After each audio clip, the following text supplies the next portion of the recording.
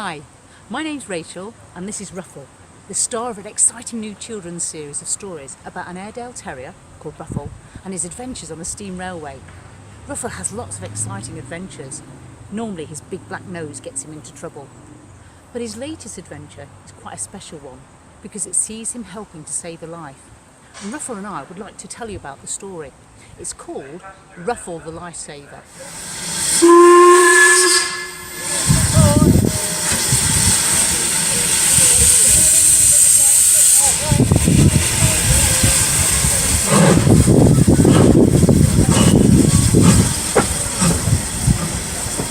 Like most heritage railways, the little railway that runs at the bottom of Ruffle's garden lets people actually have a go at driving the steam trains.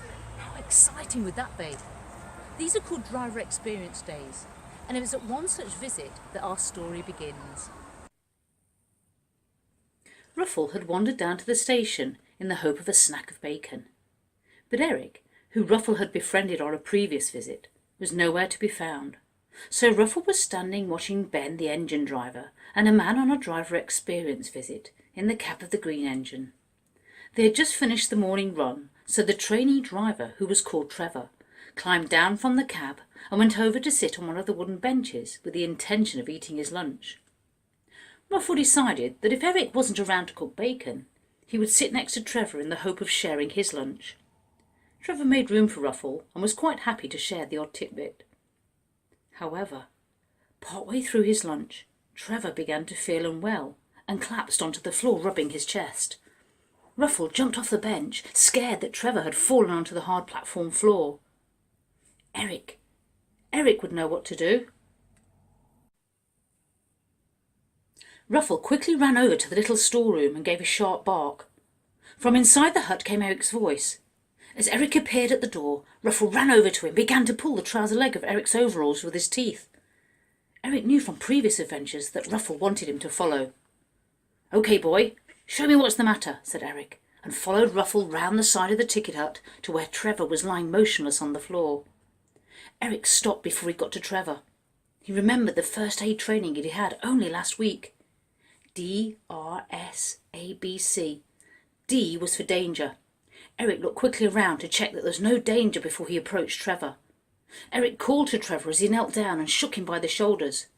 There was no response from Trevor, so Eric shouted loudly for help. He was immediately answered by Ben, the engine driver of the green train. Ruffle could sense that there was something wrong, so he sat quietly next to Eric. Ben came running over towards Eric and Ruffle. Eric was kneeling at the side of Trevor and had tilted his head gently back to check that Trevor's airway was clear. "Ben, Trevor has collapsed. Ruffle came to fetch me to raise the alarm. I'm just checking if Trevor is breathing." Eric leant over and put his cheek close to Trevor's mouth to see if he could feel any breath.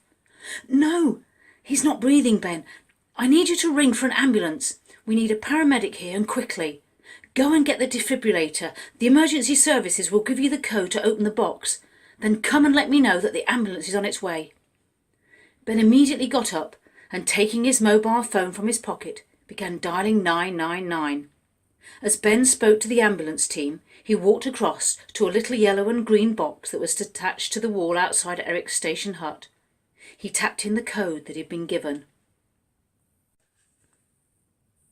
Meanwhile, Ruffle watched as Eric clasped his hands together and rested them on Trevor's chest.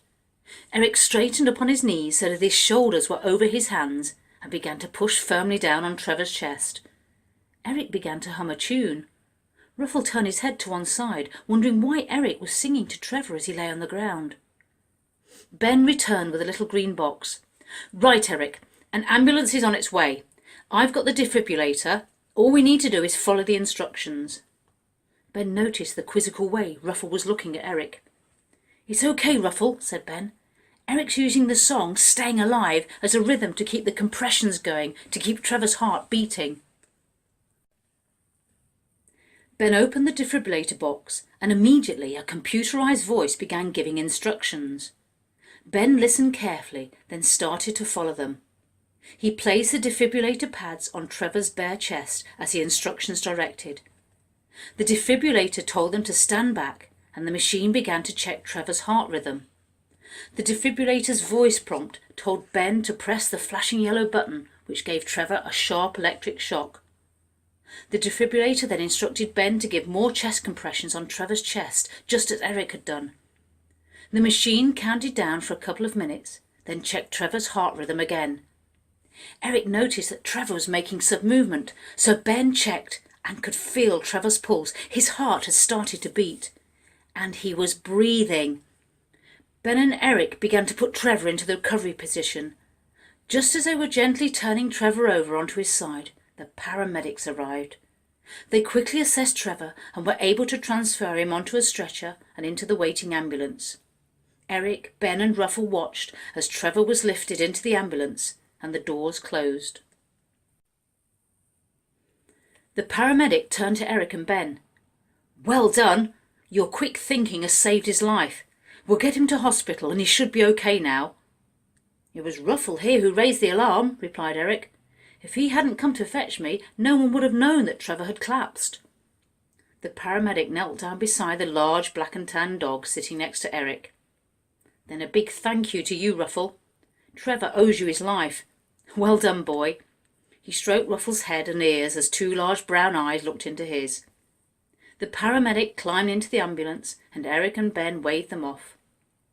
Eric turned to Ben and Ruffle. "Well, after all that excitement, I could do with a drink. What do you think, Ruffle?" Ruffle didn't need a drink, but he could always make room for a few rashers of bacon. Eric seemed to read Ruffle's thoughts. "Yes, Ruffle, I might even be able to rustle up some bacon. Fancy a bacon sandwich with your cup of tea, Ben?" And with that, Eric and Ben, closely followed by a hopeful Ruffle, walked across to Eric's little station hut. Remember, everyone can be a lifesaver. If Ruffle can help save a life, then so can you. Learn CPR and how to use a defibrillator. Rah, rah.